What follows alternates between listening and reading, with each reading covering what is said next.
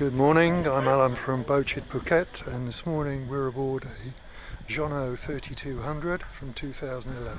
Looking into the cockpit.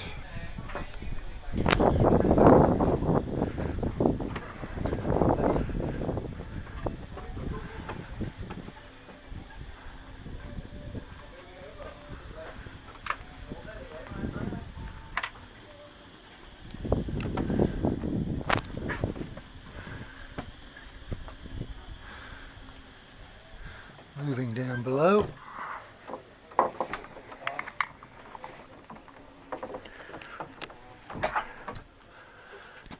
we have nav station to port,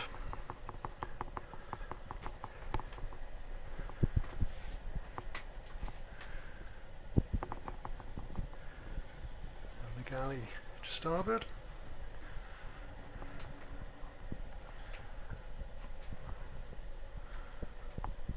Moving forward, we have the heads and shower. Forward the curtain we have storage, and turning to look aft,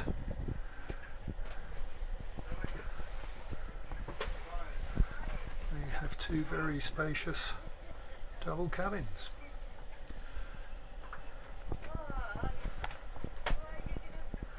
Which is where we conclude our little tour.